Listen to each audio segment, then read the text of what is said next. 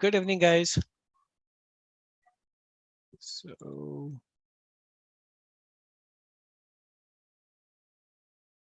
I guess there are many people are joining in yet.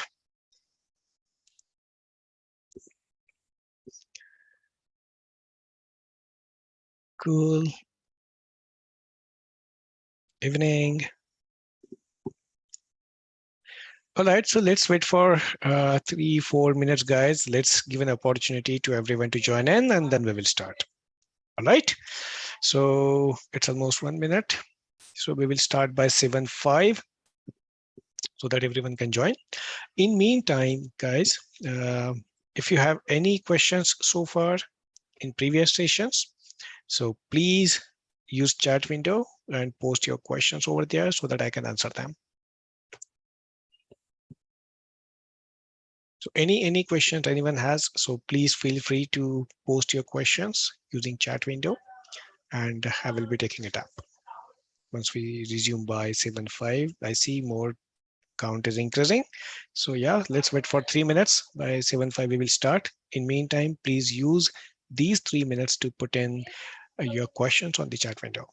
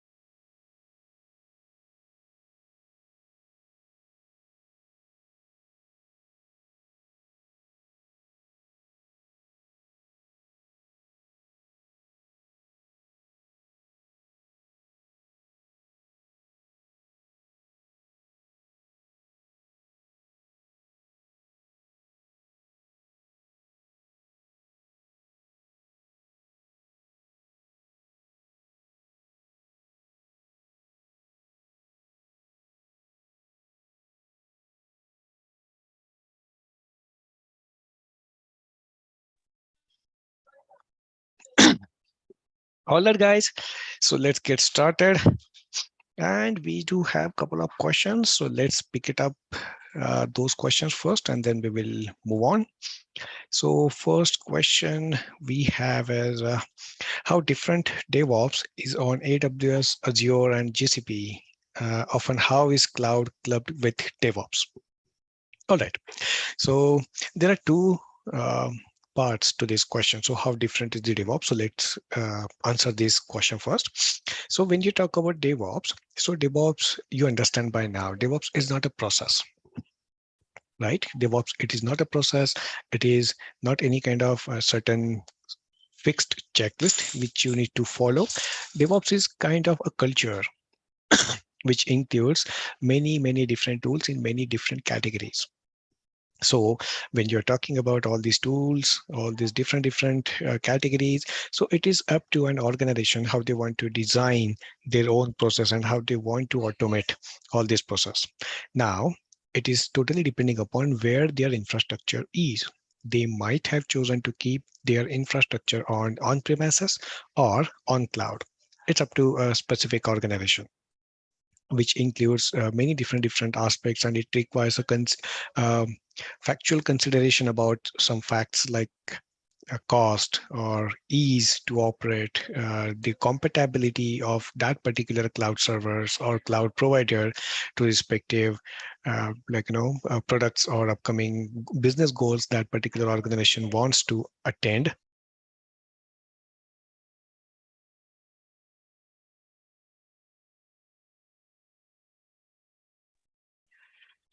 And depending upon all these factors, people will be, or organization will be choosing DevOps tools. Now, if you happens to interact with any of these organizations, obviously most of the DevOps works will be happening on cloud. Okay. Now, when you're talking about happening on cloud, so obviously by using Jenkins, which is our today's topic, let's say as an integration server, you would like to go ahead and do some deployments all over the cloud, or using some kind of configuration management tools like Ansible or Terraform or different things. So people would like to configure their infrastructure over any cloud, while keeping all the DevOps thing on on-premises infrastructure. That is one of the strategies some organization would like to go with. Another strategy is, as organizations may go ahead and opt any cloud provider. So all these cloud providers are providing different managed services for DevOps, which are equivalent to open source tools. Okay, the difference is there are two major differences you would like to consider. First is cost. When you're talking about any managed service from any cloud provider, it is not free. You will have to pay for that service. Okay, whereas all these tools are open source. You don't need to pay, which we have talked about over 5 days. And the second important factor is compatibility. So if you opt any, let's say XYZ service from ABC Cloud, so that XYZ service will be compatible with only and only the infrastructure or other managed services ABC Cloud is providing. There is no intercompatibility between clouds. Okay, when it comes to DevOps managed services they are providing. Okay, so this is these are two facts which you would like to consider. All right. So, and your second question, how is cloud clubbed with DevOps? As I said, it can be clubbed with DevOps by either configuration, like pushing your configuration to cloud, doing deployments in the cloud and everything, or you would like to use cloud managed service itself to do all these things. So this is how these are clubbed. Again, that will be depending upon the organization itself. There is no standard or there is no checklist. It is totally depending upon how organization would like to take it ahead. So I hope your question is answered. Second question we have, using Docker file, can we update in existing image? No, Docker file is intended to create new images. Yes, once you create the image, it is an absolute thing. You cannot change image. Okay. However, you can modify the container which has been launched from that image. But again, that's not an advisable strategy, which I already explained. you can use same Docker file to create another image of same name, but having different version, different tag. Okay. Okay. Can you explain us about why Linux used in DevOps in some industries? Okay. It is not, first of all, it is not that in some industry only following the Linux. No, almost majority of organizations or majority of domain in different aspects, let's say banking or manufacturing, everything, many people are going ahead and using Linux for their production servers. Okay, there are multiple factors because one of the factors, it is free of cost. You don't, many times you don't have to pay any certain cost to that in according to use operating system if it comes to Linux.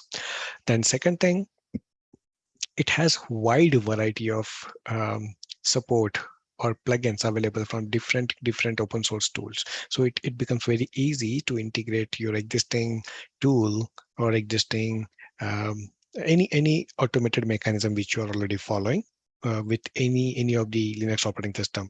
Doesn't matter, it is on premises or on cloud. That's why many people use Linux as a primary operating system when it comes to DevOps. I hope your question is also answered. Okay, using Docker file, can we update existing Docker image? I guess I already answered this. Okay, all right. So that's all the question we had. So thank you guys. Thank you for asking the questions. I hope your questions are answered now. All right. And if there are no more questions, then let's start with our today's topic, which is Jenkins. Okay. So what is basically Jenkins? What do you think, guys? What comes to your mind? Any understanding, any assumptions, anything? It is a tool. Obviously, it is a tool. Why we use these kind of tools? What is Jenkins? What kind of tool it is? Why we need it?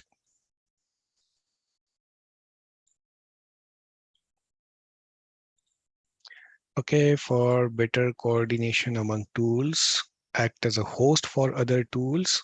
Okay, that's pretty interesting. It is a deployment tool. Okay, Jenkins is a tool to help less time of work. Okay, you mean to say Jenkins, you think Jenkins will save your time. Okay. All right.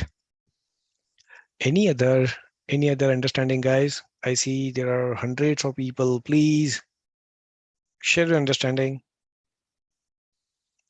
What is Jenkins? Why we use it? Why we need Jenkins? It is open source. That's why you will use Jenkins. There are many other open source tools. Will you be landing up using all the open source tools? There are probably more than at least millions of open source tools. We don't use everyone, right? We don't use each one of them. So why Jenkins?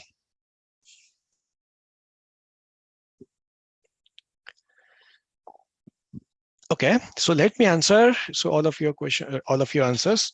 Thank you for your wonderful insights. So practically speaking, we talked about this. We talked about this, like, when we talked about the introduction to DevOps session, the very first session out of last 5-6 days.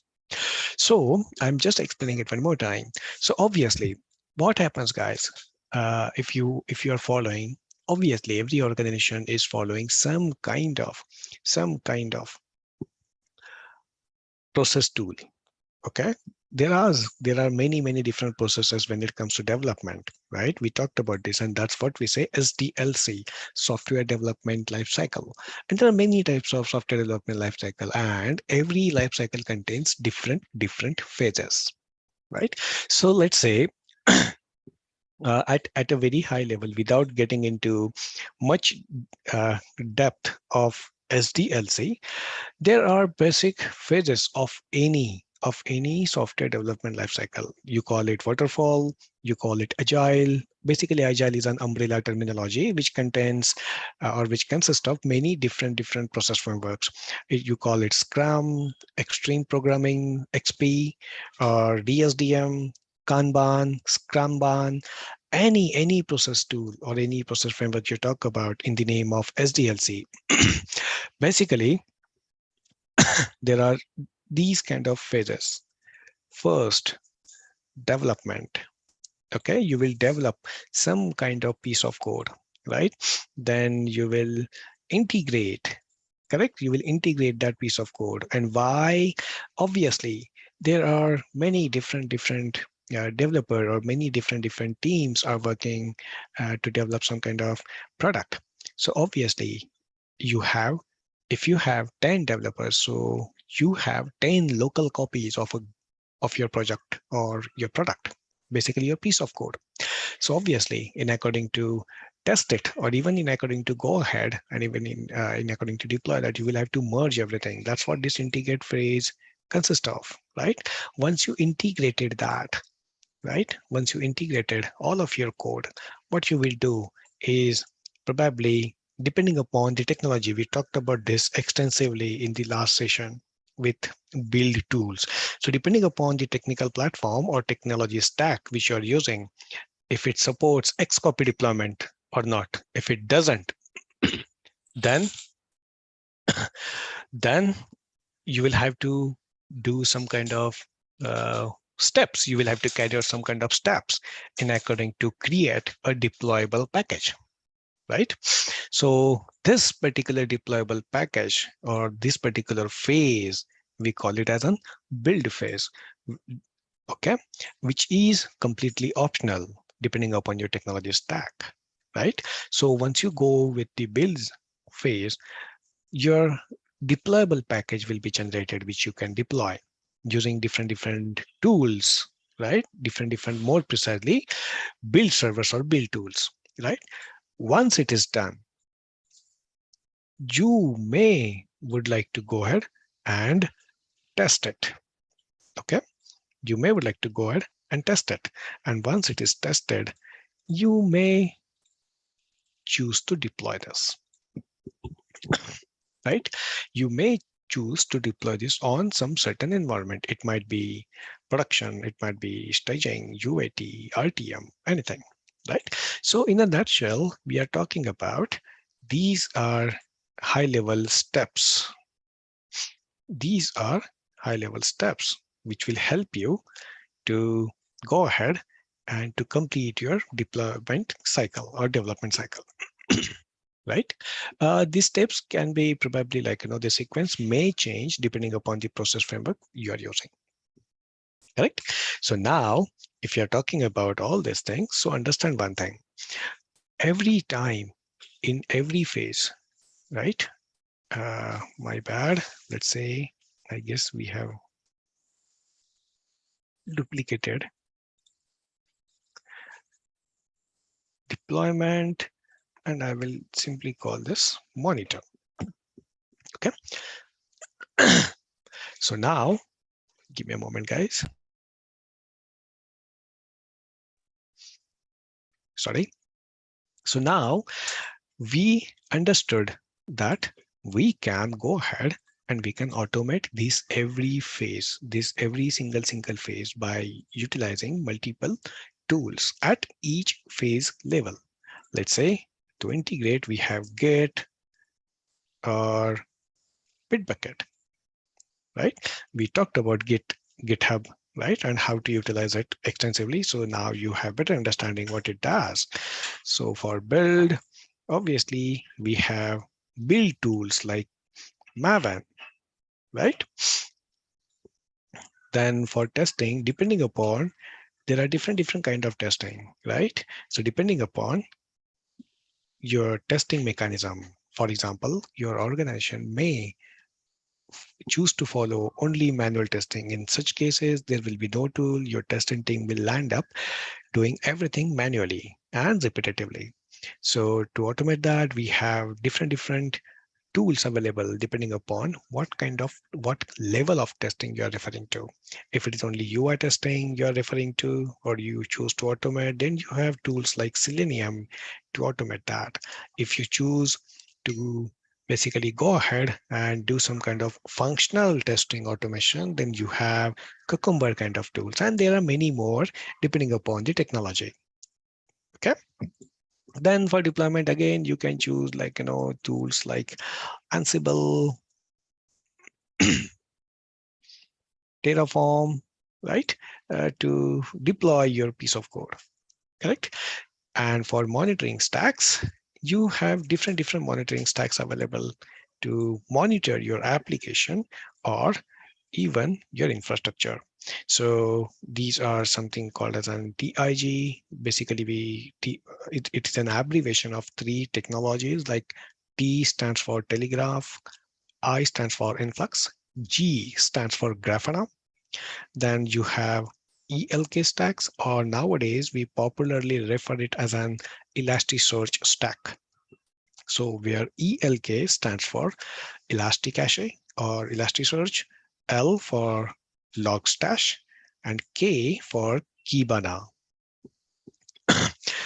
So these are stacks. Apart from this, there are independent tools, let's say Datadog, Splunk, right? So there are different monitoring mechanisms which can help you to monitor your infrastructure or your application as well. Okay. But now the problem is, if you want to go ahead and do all this automation, so by using these different tools and technologies, you managed to automate that particular phase, right? So by using Git and tools like Git or Bitbucket, basically CVS, right? So code versioning systems like Git and Bitbucket, you managed to automate the integration phase of your code. By using build servers like Maven or any other, you manage to automate the build process so that you will save time.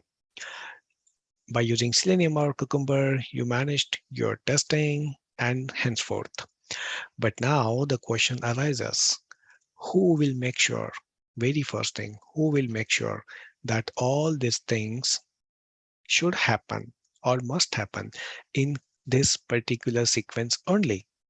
That is question one. Or the second important question is, if you understand these phases, these phases have something in common, not only sequence, but it has a very special characteristics, which is nothing but like when you developed, basically the output of previous stage becomes input for the next stage. For example, once your team completes the development, they will push their code to GitHub, and then GitHub or Bitbucket will be able to integrate all the code at one place, isn't it? So the output of development phase becomes input for this.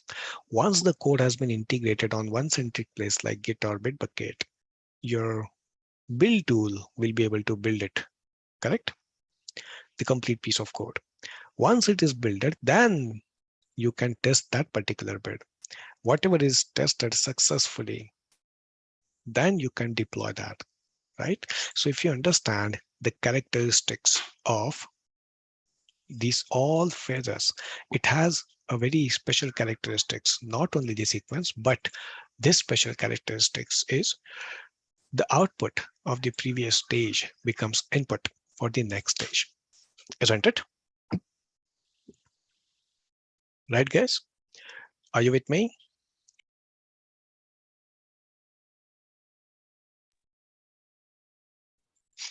Perfect. So now, right now, if you look at all the tools which we are following, none of them is helping us to make sure these two things, right? None of them is helping us to make sure these two things. This is exactly why we need something. We need something to help us with these two problem statements. right? Otherwise, what will happen? Despite using all these tools, we will still land up doing things manually, right? So for exactly to solve these two problems, we need some tool. We need some tool. And this particular tool, we call it as an integration server. We call it as an integration server, right? And this is exactly your Jenkins. Okay, this is exactly your Jenkins. Now the question is, do we have only one integration server available? Absolutely not. We have many different integration servers available, like Circle CI, right? TeamCity, Harness. So there are many different tools available. Why Jenkins now? The the fundamental reason, the first fundamental reason is obviously it is free of cost. Okay, it is free of cost.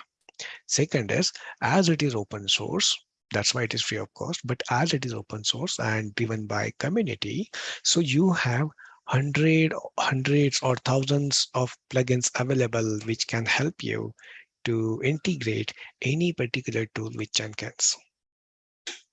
Okay, any particular tool with Jenkins. So this is exactly why people tends to go with Jenkins.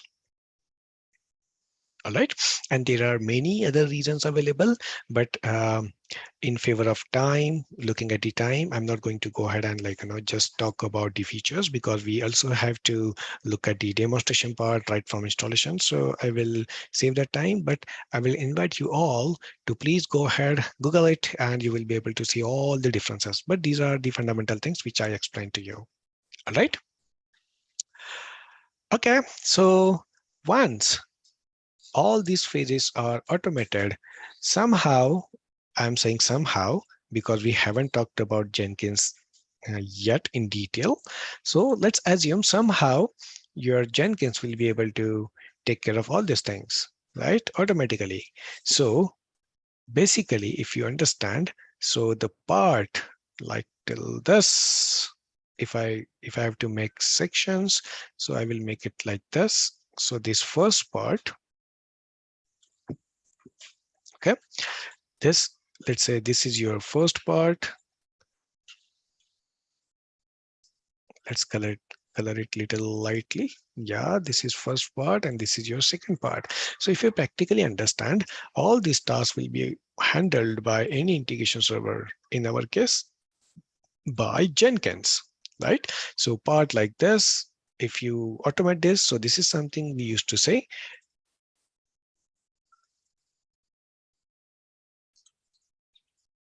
continuous integration.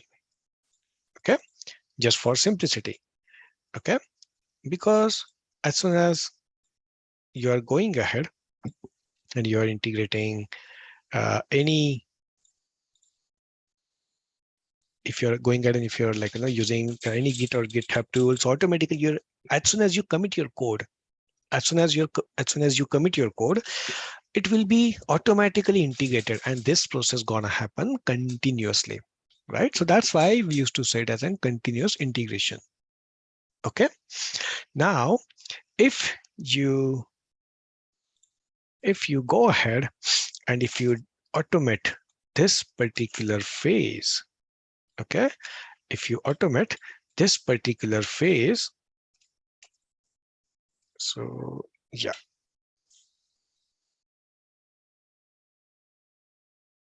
so if you automate this particular phase where as soon as your build process starts, you will be deploying the things wherever you need to deploy. So this process we say continuous deployment or delivery. Okay, continuous deployment or delivery. So combining your complete cycle we used to call it as an CI, which is your first part, CD, which is your second part. For your simple understanding, I have just bifurcated it. And this is what we say CI/CD pipeline, which is one of the responsibility of your integration server. Okay, is this clear to everyone?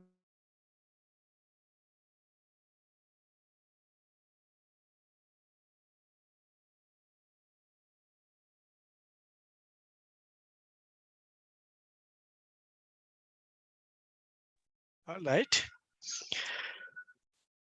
cool.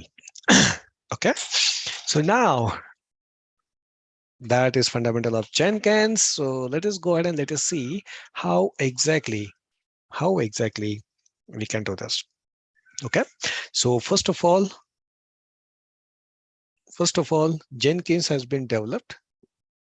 Jenkins has been developed using Java as it is open source.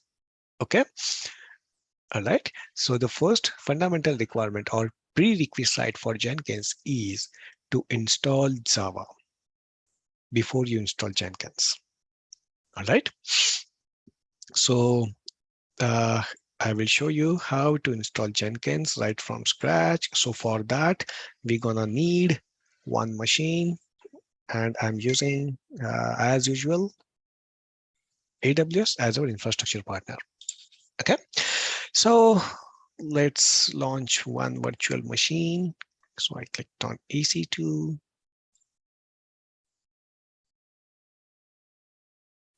Launch instance. Oh, my bad. Okay, and I'm using Ubuntu as our operating system, Ubuntu 20.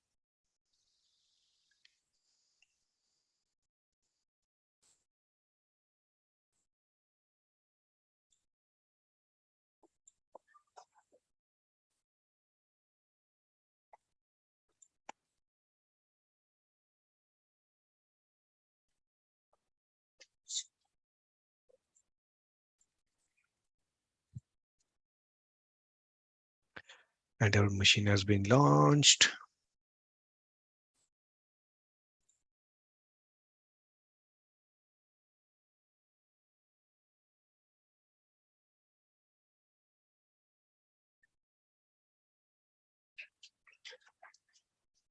Cool. In meantime, I'll simply go ahead and I will simply pull up the tutorial. Okay, so why I'm pulling up the tutorial, because it will be very helpful for you, so that, like, post session, if you even want to practice, you can practice it. Okay, I don't want you to confuse with so many commands and everything, as you will be, like, first time interacting with Jenkins, I believe so. So I just don't want to, like, create any more technical jargons or make it difficult for you to understand. All right, so that's why I'm pulling up this tutorial. Okay, if you want, I simply Googled it, how to, like, install Jenkins on Ubuntu, and whatever first link I got, I just opened it up. Okay, else if you're very much technical, you can simply go to Jenkins. Okay, the website is jenkins.io. Okay, jenkins.io, and if you simply head back to the documentation, over here, documentation, you can see the first tab in the documentation, installing Jenkins. Okay, so just click on this, installing Jenkins, and you can see all those subchapters over here, or subsections in the documentation. Okay, so where you want to install Jenkins, on Docker, Kubernetes, Linux, where, right? So I'm saying I want to install on Linux. So choose Linux from your right hand side, or you can see over here also, those links, short links are given over here, quick links. So I'm clicking on Linux, and which Linux you want, from which family, from Debian family, Fedora, Red Hat, which family. Okay, so click on that particular thing. All right, and it will take you to the certain commands which you can use to install Jenkins. And you can also see the prerequisite, which may vary from operating system to operating system. Okay, please understand, which may vary from operating system to operating system. Okay, for Linux, you have 256 MB RAM and 1 GB of space. Okay, and this is the recommended configuration, hardware configuration, 4 GB of RAM and 50 GB plus hard drive recommendation if you're using Linux. If you go to Windows, probably you see it is different, 256 MB RAM, right? Something like this. Okay, so you will have to choose accordingly, okay, whichever operating system you want. But skipping it, let's jump to the command as we are using Ubuntu. So you see, these are the commands by which you can install Jenkins. So just execute these commands. Let's say this is the first command, the second one, and the third one. So just go ahead, execute these commands, and Jenkins will be installed. Okay. Before even you execute these commands, you must understand, as I explained to you, Jenkins has been developed using Java. Okay. Jenkins has been developed using Java. So you must install Java at beforehand. First, you need to install Java and then come to these commands, come to the documentation, and then move ahead with the installation of Jenkins. Okay. If you do not know how to install Java, then simply click on just go for this. And I'm saying java.com. Okay. And here is the link, or just head back to the java.com. Okay. And simply say download. Okay. So you can see by default, it is sensing that my operating system is Windows. So it is giving me directly a link for downloading Java. Else, head back to the this Java download for Linux. Okay. And here is the download for Java. So simply download it and just go ahead and execute this. I mean, install the Java. Okay. That's how you can install the Java. That is first. Now I will just go ahead. Just go ahead and let's start the installation. So I will stick to this tutorial, which will help you, where you will get both of the instructions to install Java and to install Jenkins too. Okay. So I will just move on. So here it is, installing specific versions of Java. So I will just open it separately. And first of all, just go ahead, connect to your instance. So I'm connecting to my instance. Let's maximize the window. This is my key.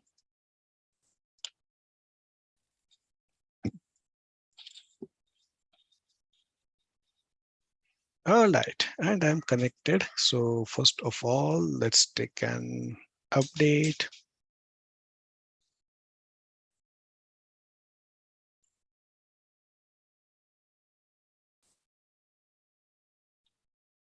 And let us see if we have any Java available. Okay, Java not found. Perfect. So we need to go ahead and we need to install Java. So first of all, we will simply execute this command, sudo apt install default JRE, which is nothing but a Java runtime. So yes, I would like to continue.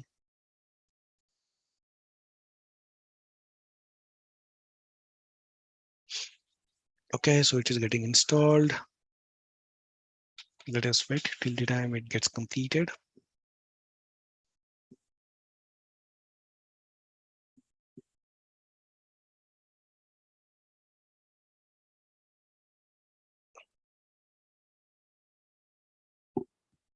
Okay, so this JRE has been completed and I will simply go ahead and I will simply install default JDK. Okay, so yes, here too, I would like to go ahead and continue the installation. You can see it is downloading the OpenJDK 72%. It's done and it started the installation.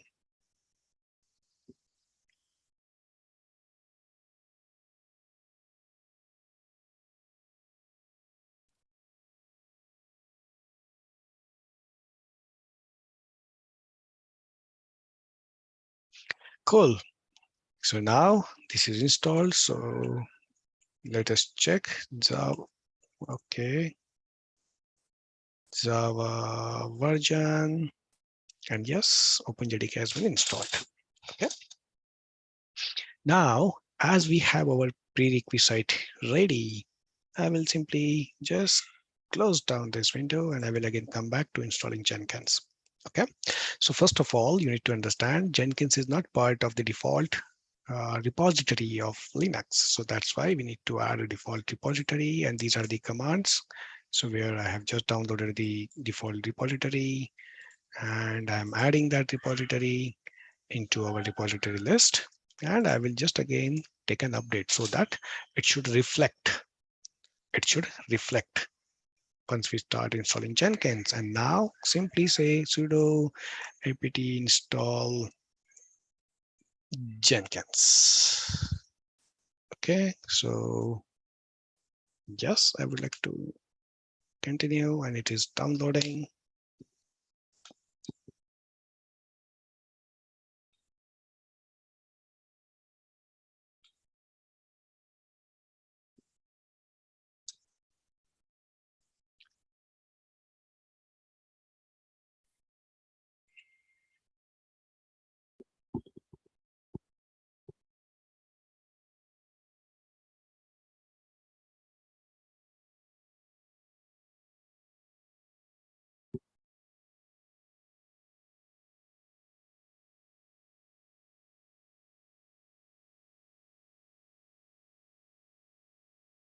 Okay, it is taking a little bit of time.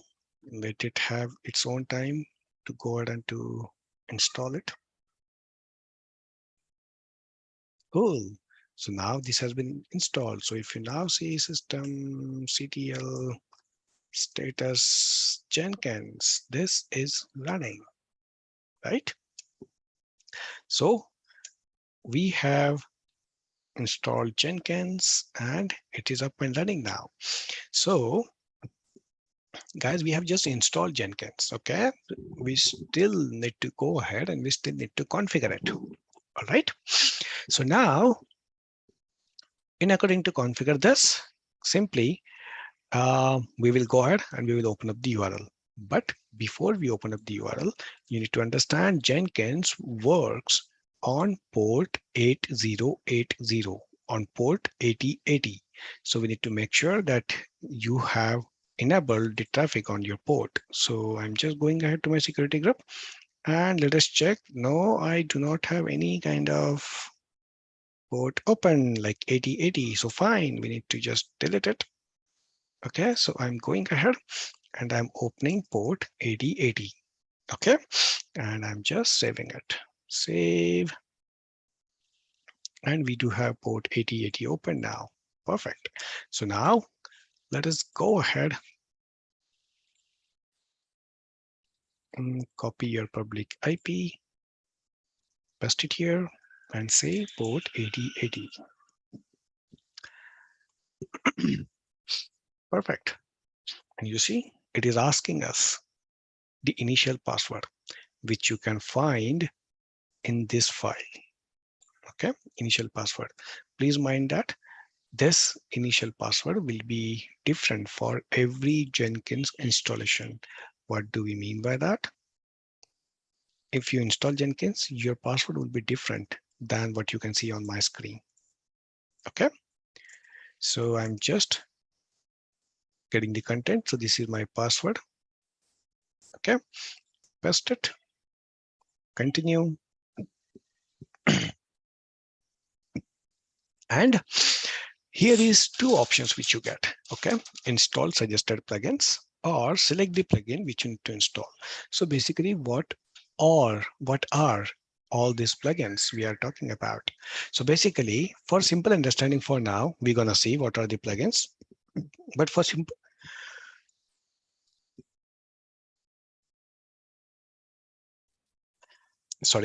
but for simple understanding, these plugins are a wrapper. These plugins are simple utilities which helps Jenkins to go ahead and to interact with any particular tool which you want. Okay, how? We will see that shortly. Okay, now when we say what are suggested plugins, meaning what? So let's say as of now, when you install or when now we are configuring Jenkins, it do not have any kind of plugin with, okay, it do not have any kind of plugin to start with. Now, depending upon the observation, I mean, Jenkins has been there in industry for a couple of years now. Okay, and Jenkins community have observed that many times whenever you are installing Jenkins, people land up installing these 4 or 5 plugins by default. Every time many users are installing these kind of plugins. So all these plugins are included when you say about suggested plugins. And if you are very specific, you know which plugin you exactly know or you exactly need, then you can go ahead and you can choose this option, install selected plugins. Okay, and then you can choose your specific plugins which you want to install. Okay, please note that it is not the fact it is not the fact that once you move on from this screen, you won't be install plugins or you won't be uninstall the plugins. No, no, no, nothing like that. At any given point in time, at any given point in time, you can install, uninstall plugins. Okay, at any given point in time. All right, so don't worry about it. So I will move on with install suggested plugins. And once I click it, you see all these plugins are getting installed. Let's say Git, Pipeline, Time Stamper, Aunt, Gradle, Mailer, email extension, SSH build agents. All these plugins are getting installed. These are generally used plugins. So that's why it has been included in the suggested plugins list. This list may vary from time to time. Okay.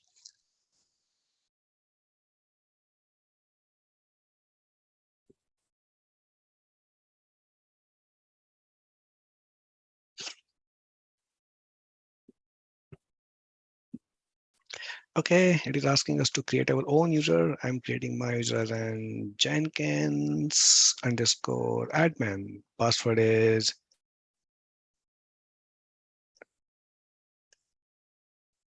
something something. Full name, I'm saying Jenkins admin. Email address, Jenkins admin @ ExcelR.com. Save and continue.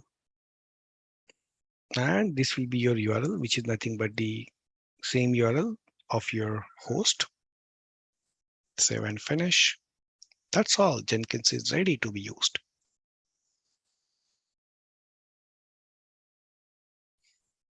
Perfect.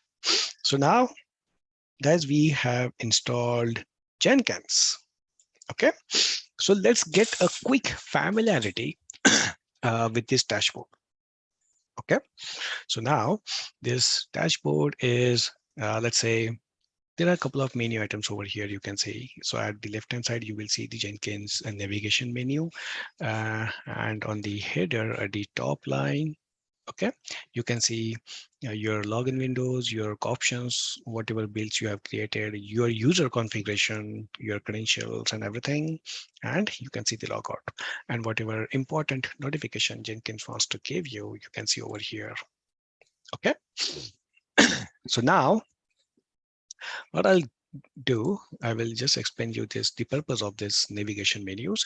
So if you want to create any new projects, okay, so what do we mean by projects? So obviously, when you want Jenkins to go ahead and look after all these activities, so we have to tell Jenkins what Jenkins has to do, right?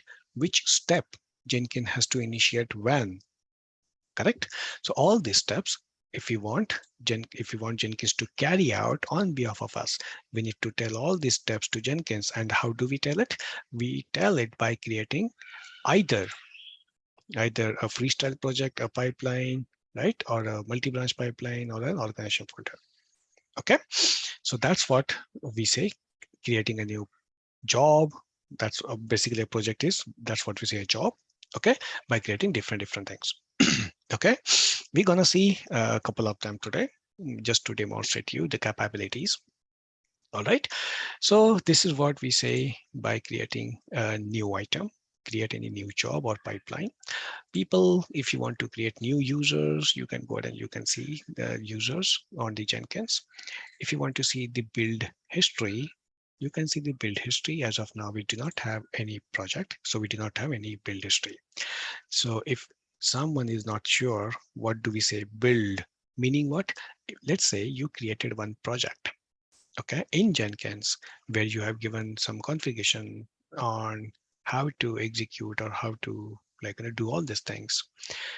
So if you run it 2 times or 3 times or 5 times, so each time the execution of that project will be referred as a build.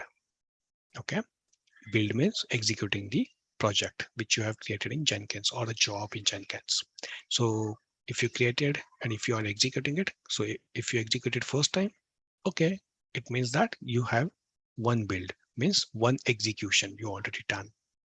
Okay, so this execution, we refer to this as a build. So you can see the trend, historical trend, that how you are building. I mean, how many times you're running which project, how frequently, right? And when, everything.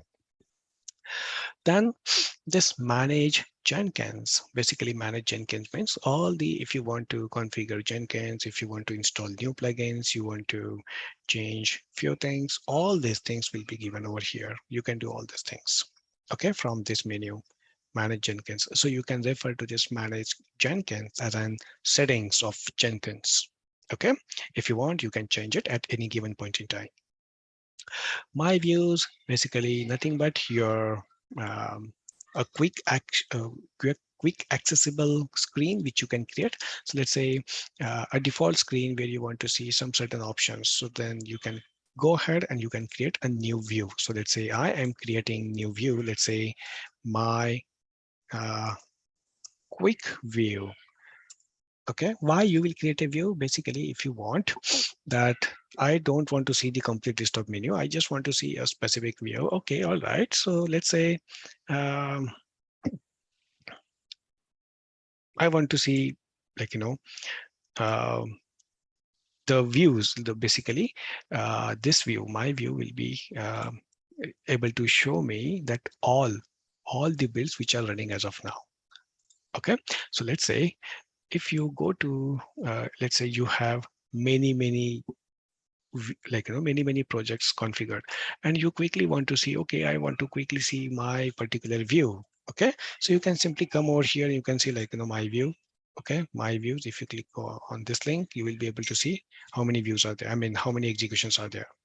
Okay, so that's why if you want to see um, some personalized links or a few things, you can create your own views. That's what this my view stands for.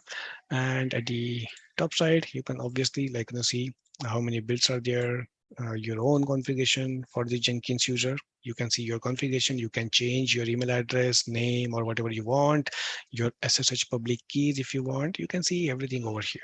All right, and you can see your my views too, from which is very specific to you, and if you want, you can log it out. Okay, so this is basically a dashboard of a Jenkins. All right, so guys, do you have any questions so far till now? Anyone has any questions, guys? I just pinged the installation link, the tutorial which I just referred to. Okay, or you can refer to any free tutorial on Google. You will find many tutorials. Okay, I just shared it for your convenience. So do we have any questions, guys? Okay, till the time other people are going ahead with questions, I have two, so let me pick it up. Why do not install Python? Okay, why do we install Python? The basic prerequisite for Jenkins is to install Java, because Jenkins has been developed using Java, so it requires Java to be there. Okay. We already installed JDK. Can't we use that? I'm not sure when we installed JDK. Okay, so if you're talking about Maven, okay, so that that was different machine. So this is we have created new machine, right? Do we have Java on that? We do not have Java on that. That's why we need to install it. If you already have Java installed on the machine where you want to install Jenkins, obviously you do not need to install it. Okay. All right. Any other questions, guys? Any other questions? Any doubts till now? What is Jenkins? How to install it? Right? Are we clear? Okay. No, I mean, no to what? I mean, we do not have query. Oh, that's thank you. Thank you for clarification. It is clear we do not have any queries. All right. Perfect, guys. Fine. So let's take a quick break and then we will come back. But before we go on a break, I do have one question. Do we need to install JDK in Ubuntu? Uh, Obviously, that's what we are talking about. Wherever you want to install Jenkins, you need to install Java there. Okay, means JDK itself. Okay, I hope this is clear to you.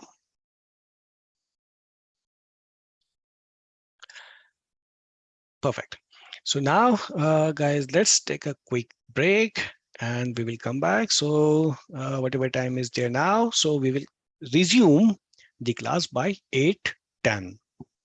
Okay, it's Indian time, 8:10. We will resume the class exactly in 12 minutes. So let's have a 12 minutes break. I will also put down the timer there. Okay, so that if someone is joining from different time zone, you can resume or you can make sure to join back when the timer elapsed. Okay, so all right, guys, let's take a quick break and then let's come back if you do not have any more questions. Despite if you have any questions so far, so please feel free to use chat window to put it down.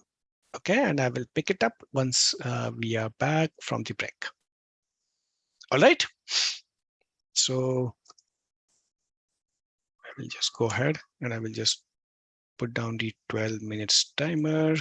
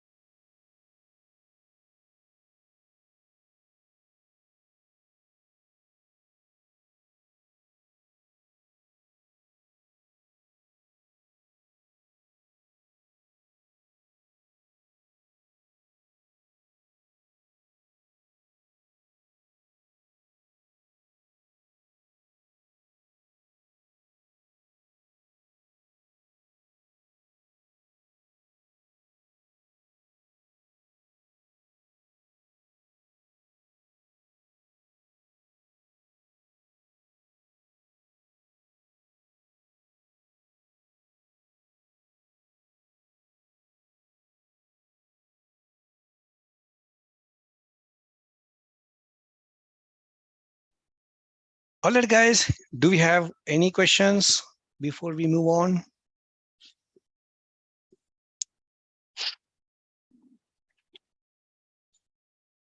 Hello, everyone. Any questions so far?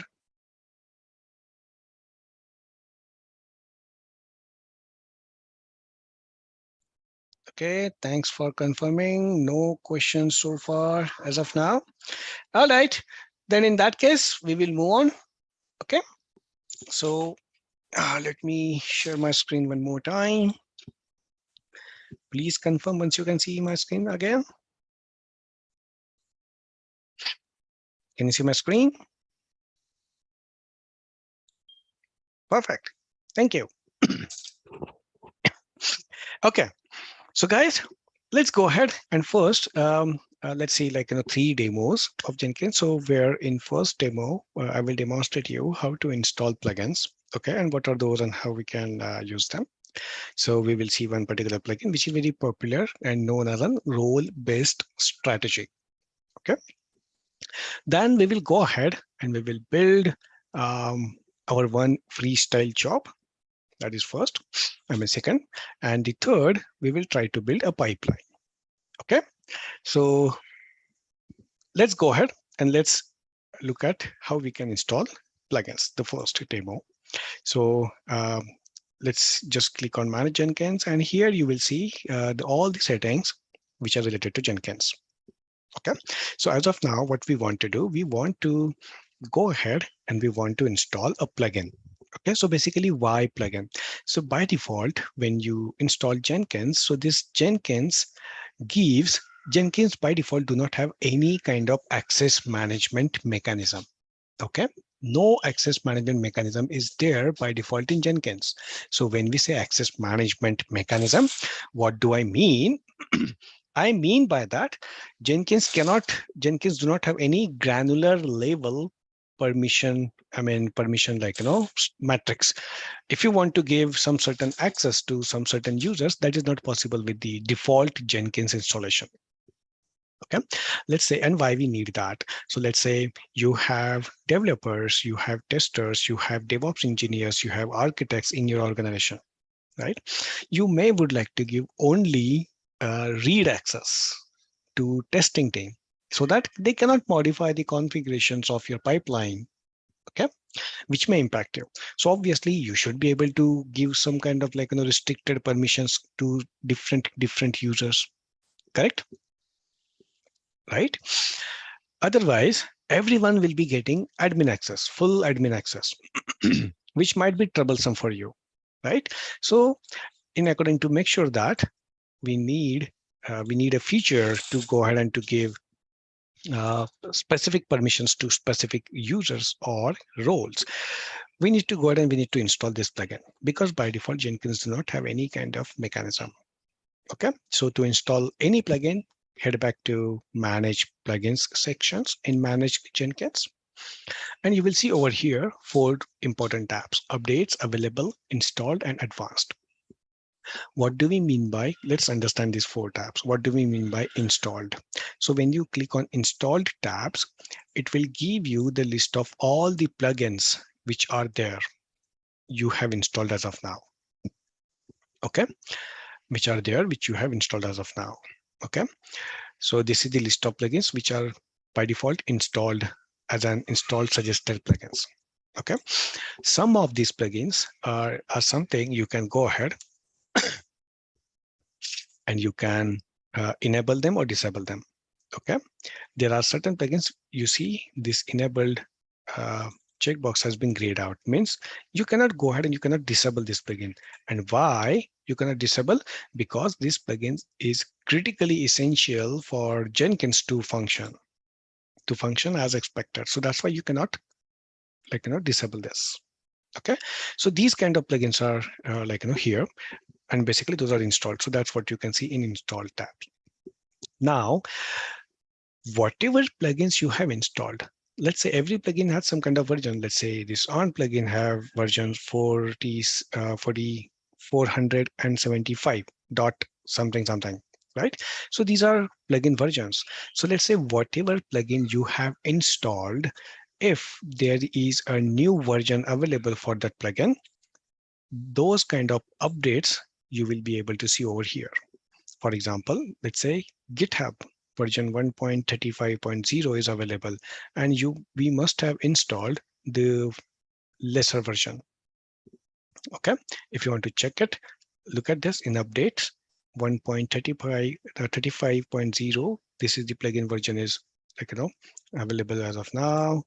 So if you go back and if you check in GitHub plugin, okay, you see GitHub plugin 1.34.5, which you have installed. So the latest version is available. That's why you can see that in updates. Okay. Now, apart from installed, what all plugins are available for you to be installed? Those all plugins you will be able to see in available section. Okay. So all these plugins are here. Okay. And we want to install this role-based authorization strategy plugin. Okay. So every plugin you see, there is a hyperlink associated with it. So if you open it in a new tab, it will take you to the Jenkins plugins repository.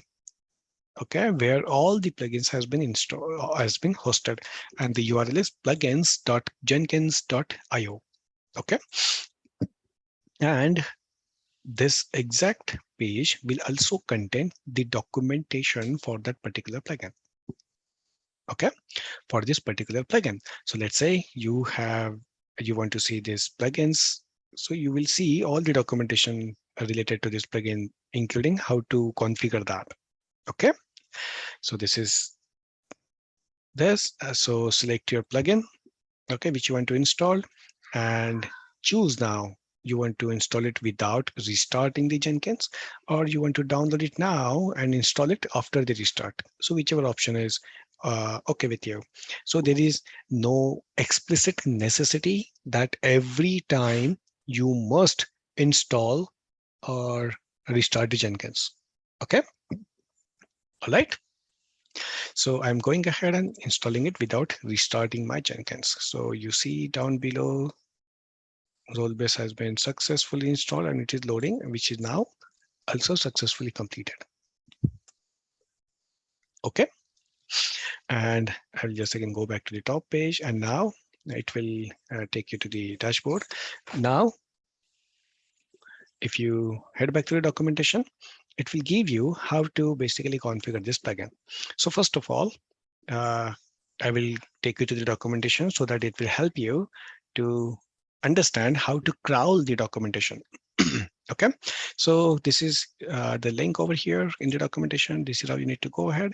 So first of all, you need to go to Manage Jenkins and configure global security screen. So basically, what are we trying to do? As I told you, by default, Jenkins gave access to everything. And what kind of access? Full access to every logged in user. Okay, so we need to tell Jenkins, you don't need to do it now. Okay, you don't need to give full access to every user, because we do have one plugin which will take care of all these things. So you can see the authorization link over here. It is telling you what kind of option? Logged in users can do anything. Meaning what? Every user you will create, that particular user will be able to do everything just like admin. Okay, but do we want that? Of course not. We do not want this. So what we want that hereafter, the authorization part has to be done by this plugin, role-based strategy. Okay, meaning what? We will go ahead and we will ask our role-based strategy to go ahead and associate the role. Okay, where we will define our permissions. So that's what the first step consists of. Okay, then go ahead and basically create one user first. Okay, so I'll go ahead, manage Jenkins, and you can see manage users. I'm creating one user over here, create user, and the username is, I'm saying Dave1. Password, I will give,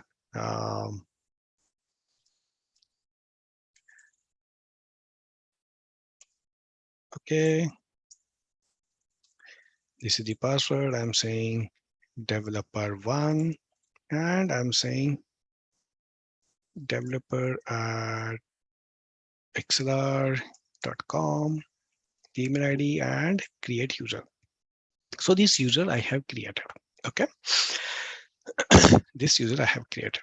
So now what I will do is I'll again go back to manage Jenkins. Okay. And I will go to manage and assign role. That's exactly has been given in the documentation. Okay. So here, what we will be doing is we will be first creating the roles and then we will assign the role. So by default, you can see there is one role, which is nothing but the admin. Okay. And admin, what kind of access we have? Here is the access matrix you can see. Okay. So overall administrative means you can do anything with everything. Okay. Or overall read access you want. What do you want? Then for credentials menu, what access you want? For agents, for jobs, for running, for views, what kind of access you want? So I am creating one role over here. So developer, I have added this role and now specify the access. I want overall read access to have to this role. Then I want, let's say I want only access to view, that too only read access to view. Okay, no create or configure access. And that's all I want to give. Okay, to this particular role. Okay. And now just apply and save, go back to assign role. And now you see you have global roles and you have two users. So admin user you can see, and admin role you have, and you have this developer role. Okay. Now I want to give this user dev1, which we have created. Okay. So what kind of access we want to give this developer one, this user? What kind of access you want to give? Admin access or the developer access? Which kind of access you want to give? I want to assign this developer role to this user so that whatever permissions or access rights I have specified in this role will be applicable to this developer one once that particular user logs in. Okay. So I'm saying apply and save. And look at this. I am now like logged in as a Jenkins admin. I can see everything. But now let's go ahead, open in incognito. Okay.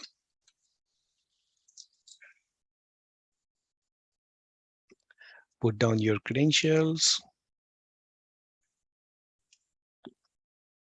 Okay. And once you're logged in, can you see over here? Right? Look at this. I cannot see, this user cannot see all the options. What it can see is just like, my views and build history, which we have specified. Nothing else this user can do. Right? Everyone is clear with this? Hello, hello.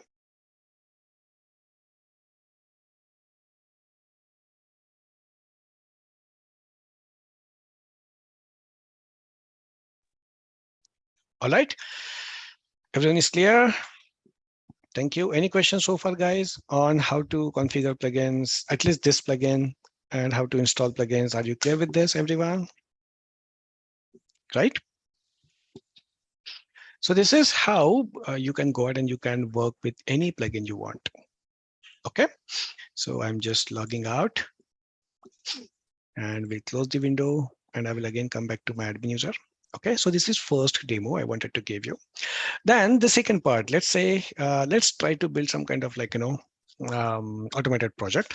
Okay. So for that, what I will do is let's start with the phase, like over this phase, so development. Okay. So your developer will develop something and like, all these things. So this is my GitHub account. Okay. And what I will do is simply, I will create one repository over here. Let's say my repository name is ExcelR Jenkins demo. This is my repository name and I'm creating it. Okay.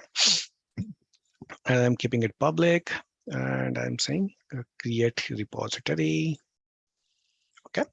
And in this repository, I want to put up my file. I want to host my code. So as of now, we do not have any code. So I will be directly creating one file over here, creating new file. And basically, I will name this as an index.html. Okay.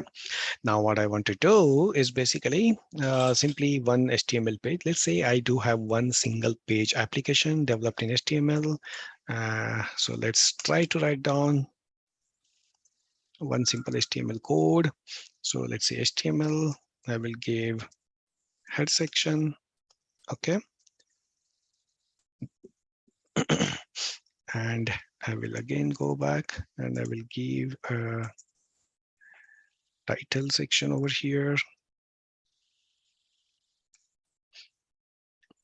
And my title I want to give is welcome to, or only welcome, let's say, should be pretty okay. And now I'm saying body tag, body, and here I want to, let's say, mention, okay, welcome to Jenkins demo, thanks to ExcelR EDL program. Okay, so that's what I wanted to host in my application. And now we will simply commit a new file. Okay, so what does it mean? We have created a repository and we have pasted our code or committed our code in this repository. Perfectly fine, and which has been committed on main branch. Okay, now again head back to our Jenkins now. So what I want to do, let's say anytime or every time my code will be developed, okay, that will be integrated. That's where we have our Git repository now. I want to build it, okay. In our case, we are using HTML, which is obviously a part of Xcopy deployment, right? Which is a part of Xcopy deployment. So we do not need to build it, okay. So now, do I need to test it? I also don't want to test it, just for the demo purpose, okay. So these two phases becomes absolute for us. And I want to deploy that on something, on some environment where we would like to deploy it. So I would like to deploy this on the very same server, on this server, on the exact same server where we have Jenkins installed. So obviously what we need in according to deploy this, we need Apache to be installed over here. Okay, we need Apache to be installed over here. All right, so how we're going to do that? So I'm going ahead, creating a new item, and I'm saying test project, which should be a freestyle project. And I'm saying, okay, and the project will be created. Okay, so guys, there will be from top to bottom, the execution of this will happen from top to bottom.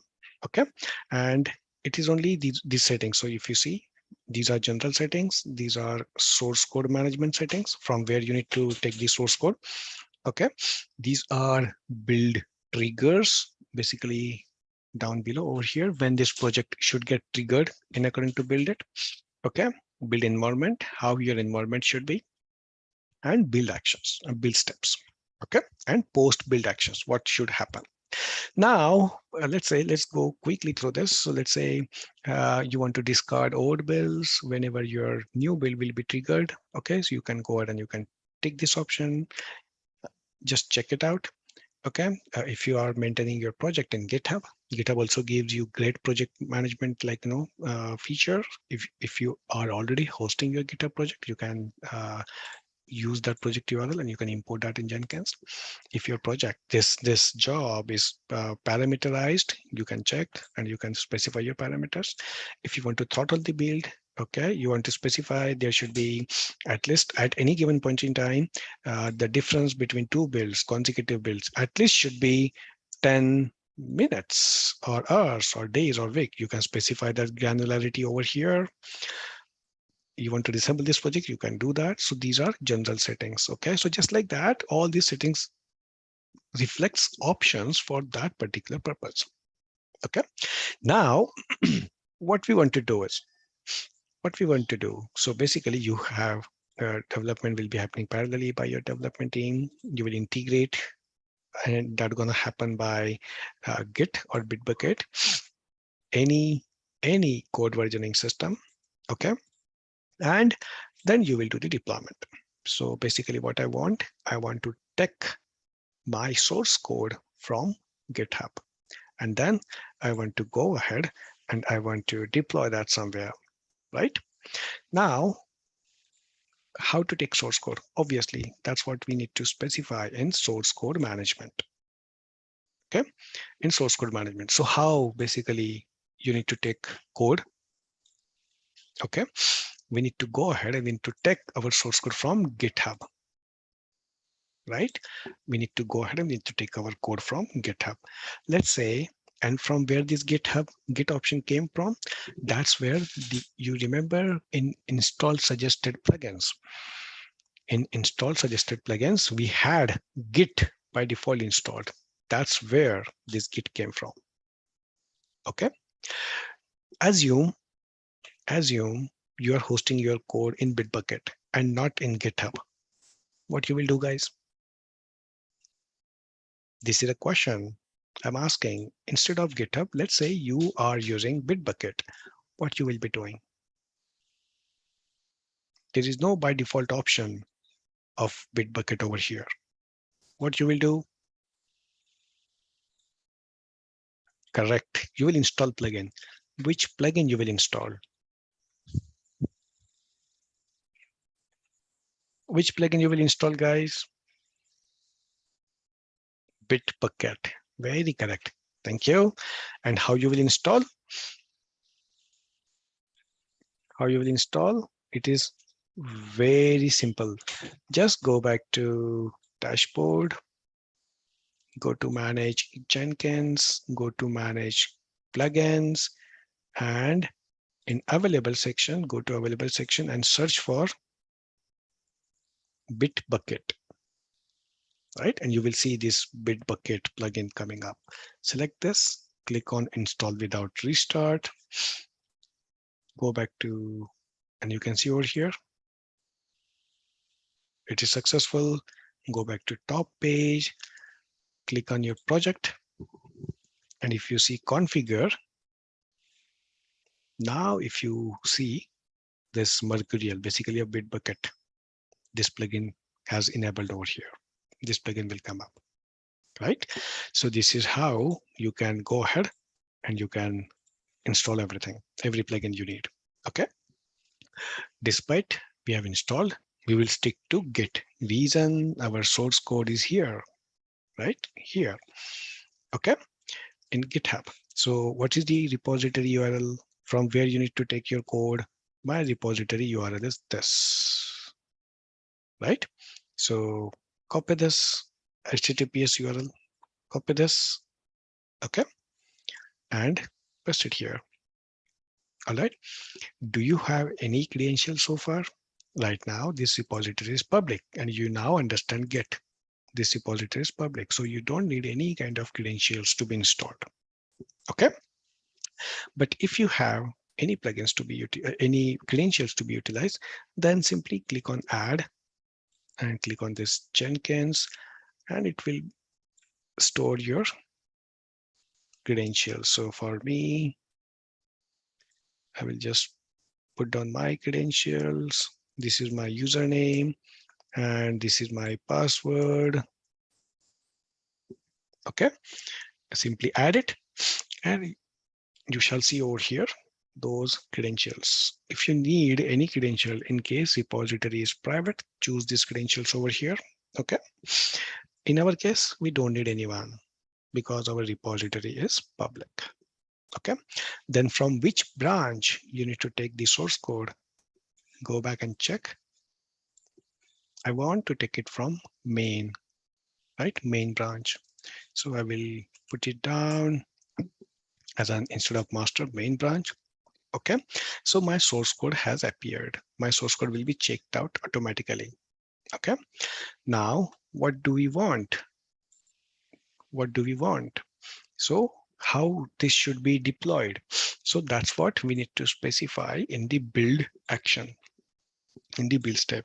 So first of all, what I want to make sure, that my Apache has been installed successfully. So I have chosen execute shell.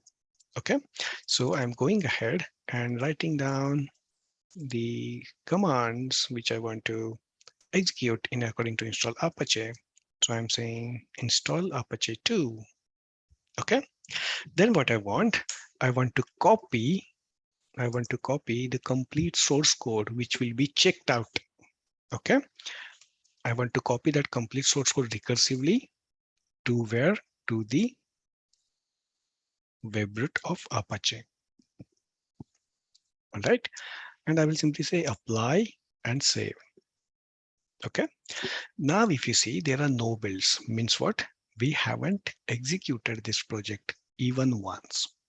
So if you want to build it, click on this build now. So let's say click on build now. It has been scheduled and you shall see over here shortly. Okay, so first build has been executed. And this icon will tell you very quickly, is it failed or successful? So it is appearing in red. Of course, it means the build has been failed. Okay, the build has been failed.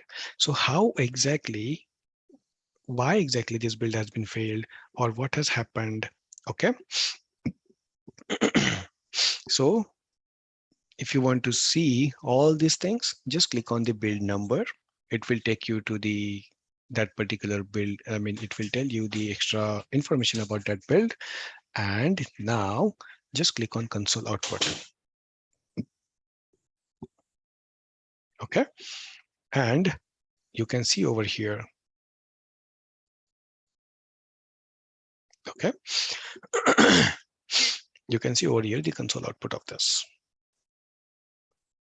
All right, and if you scroll it down, it will give you what exactly has been failed. Okay, so if you see, read this out. Sudo a terminal is required to read the password. Okay, it means that we have used sudo. Okay, what does it mean?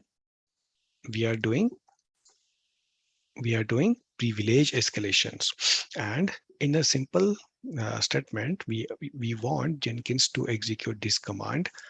Which command? This command, as an sudo, as a root user. But by default, Jenkins do not have any kind of sudo access. So this is exactly why it is saying it requires password, which we haven't provided. So that's why it is failing.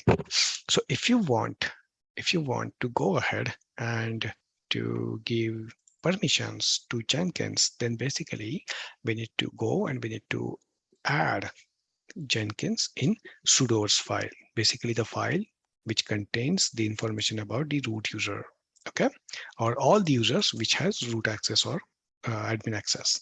So this file name, the file has been kept in at this path etc sudoers, okay, and I will simply write down over here that Jenkins user for all actions, okay, for all actions, please do not ask for password. Okay, do not ask for password for any activities. For all activities, do not ask for password. All right. That's what the only command, only entry we need to make it in sudoers by the username, by the name of Jenkins user. Okay, that's all. And simply save the file. Okay. And now if you go back to the test project, and if you now build it one more time, build it now, you see second build is happening. It is going ahead. Click on that, go to console output and see over here. Oh, yes. Do you see? apt install Apache 2. Yes. And it has started the execution. Fine. And you see the second command, copy all the GitHub repository, right? the files which had been checked out, check it out and paste it on the web root. It has also been successful. So this is the build has been successful. So whatever things we have asked it to execute, it has executed. All right. Is this clear, guys, to everyone? Okay. And one more thing you need to understand. We have used this Git plugin, right? So you see what this plugin is doing. So basically this plugin is nothing but, okay, it is just executing your Git commands. You see? So whatever commands are required to check out the files from the repository, it has executed that, all those things. So basically what is happening, it is just translating your instructions to the commands for Jenkins so that it can execute. Correct? Do you understand what plugins are doing? Okay, thank you for the response. Okay, so now as this has been installed, I mean, our build has been executed, it must have deployed all the things to our instance. So if you go back to EC2, all right, and copy our IP, and if you paste it here, here it is, right? Do you see this? Our application has been deployed, correct? Now let's try to go ahead and try to modify something in the file. Let's say I am modifying the existing file. Let's say edit. Okay, doesn't matter. You commit it or you edit it directly from GitHub. It's all the same thing. I would say, let's give a paragraph tag over here. And I am saying in new paragraph tag, this is second feature we are deploying.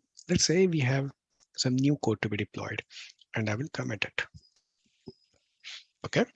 As soon as you committed this, okay, so what does it mean? You have new source code in the GitHub and you must deploy that now. So if you want to deploy that, how it will automatically deploy?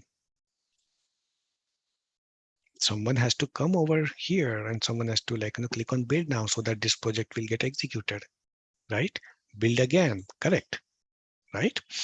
So let's say I'm clicking it now, build again, and you see everything is happening. Go back. If you want to see console output, you can see it over here. It is successful. What does it mean? Yeah, so my source code has been deployed again. But practically speaking, guys, do you want administer or every time someone has to come over here and someone has to always click on build now, right? Then and then all the things basically that your project in Jenkins will get executed. Yes or no? Correct? Someone has to come here, otherwise nothing gonna happen.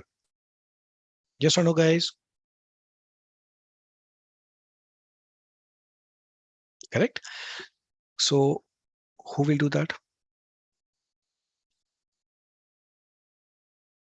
Okay. Who will do that?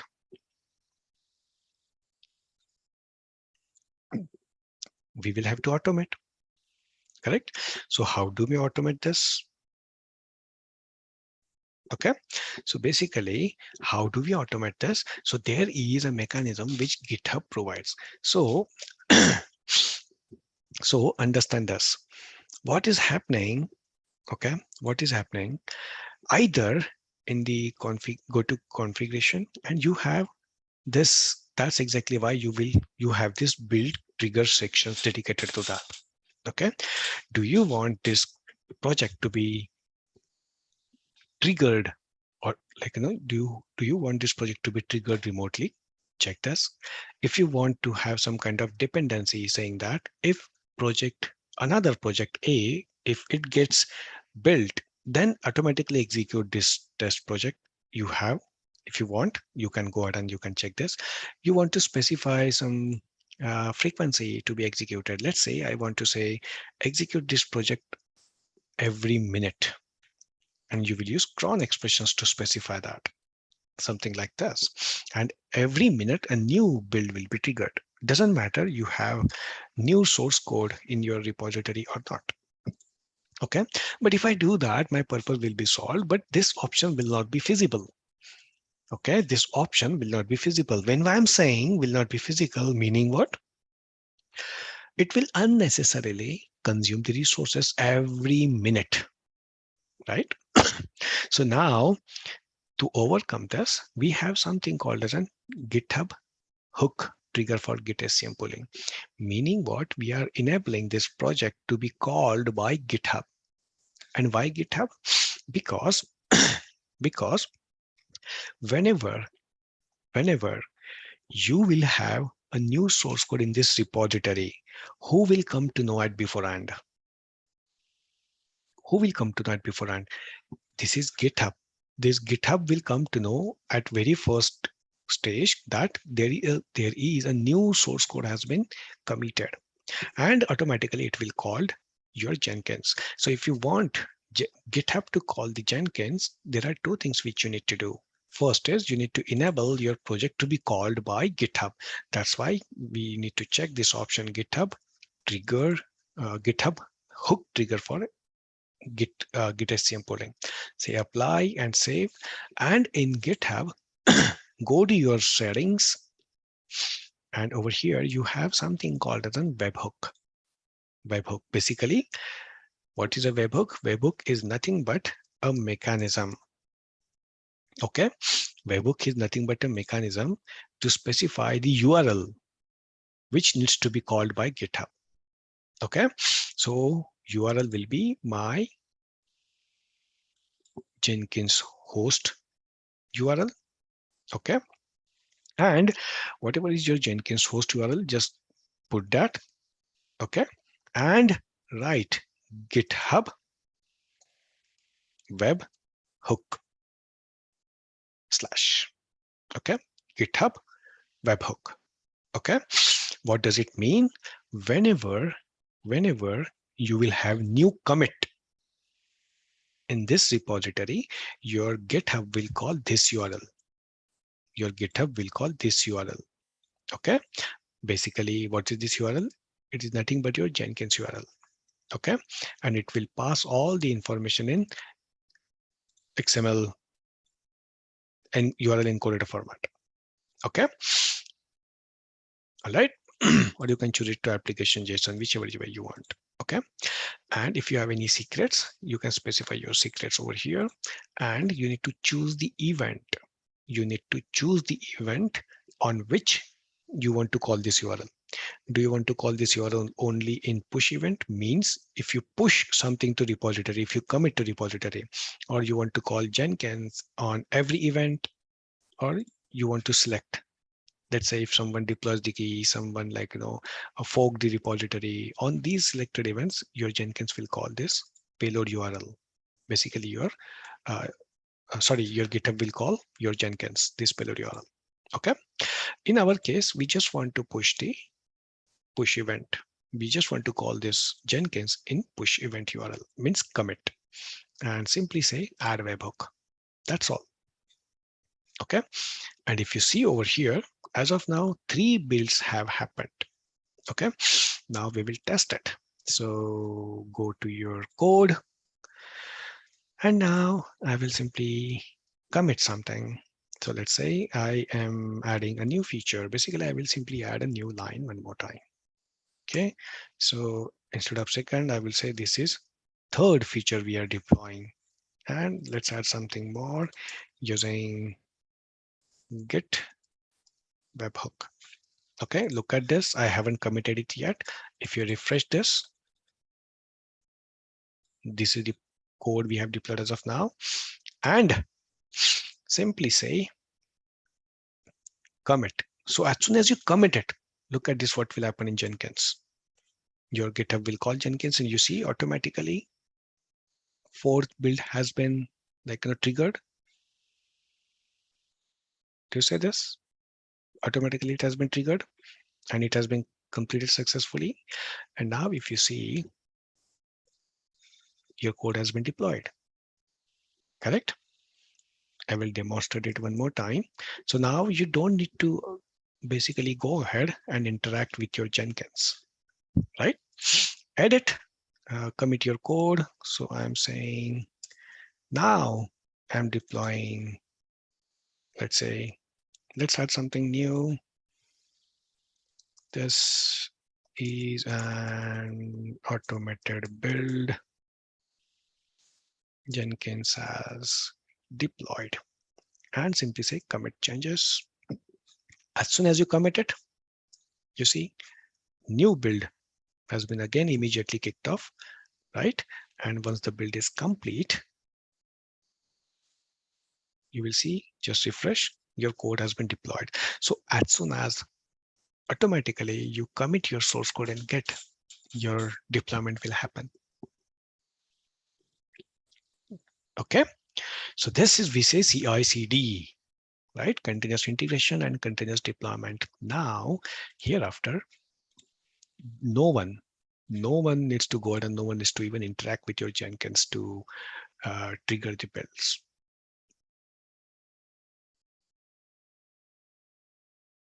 Okay. All right, guys. So this is basically what you have a mechanism through GitHub, okay, to automate your builds and everything. Do you understand, guys? Everyone, have you understood? Do we have any questions so far? Okay, so someone is asking for resharing the attendance URL. All right, I'm resharing it one more time. Here's the URL, guys. Please make sure you're marking your attendance. All right.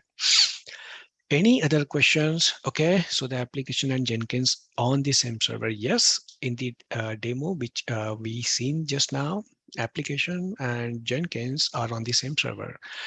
Basically, in real life, we generally keep production environments on some different infrastructure, on some different server. In such cases, you will have to deploy it on that respective server.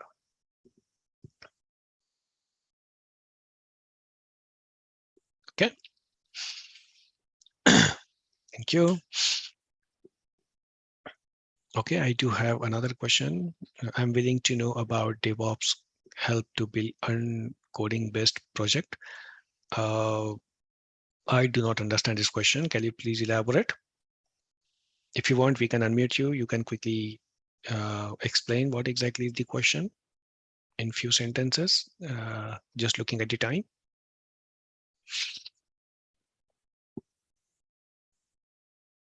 If you're referring to no code or low code platforms, that is altogether different thing. Okay, we can use all this DevOps there, but that is again depending upon the situation. Is that what you are referring to? Okay, then you will have to tell me the scenario so that I can answer it. In meantime, okay, another question we have, how to execute it without Tomcat credential, meaning what? Can you please elaborate this? How to execute without Tomcat credential means what? SAP-based project. Oh, you can use like in HANA and other tools over there. Okay.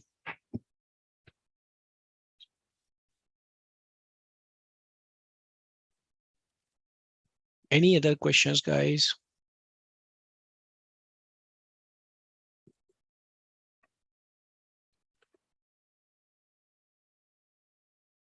Okay. If so many tools, yes, not there are, you cannot say like so many tools. The if you want to go ahead and if you want to have truly like if you want to get into DevOps, so it is very simple. You need to just practice one tool from each category, and there are like what 3 or 4 categories max. And we're talking about 3 to 4 tools, nothing more than that. Okay. If you want to establish passwordless authentication, go ahead and read about passwordless authentication, which will help you to execute your build on that particular server using passwordless authentication. If you don't want to use credentials at all, you can Google it for passwordless authentication, and there will be plenty of tutorials you will be getting. You can follow which one is like suitable for your scenario, because I'm not quite sure like in which scenario and why exactly you want to do. So it is not an answer, but I'm just directing you how to set up a passwordless authentication. Again, you will have to wait it out if passwordless authentication is suitable for your scenario or not. Otherwise, please draft a case and send it to us. We will be happy to just answer you. That's all. Perfect. Any other questions, guys? Any other questions you have?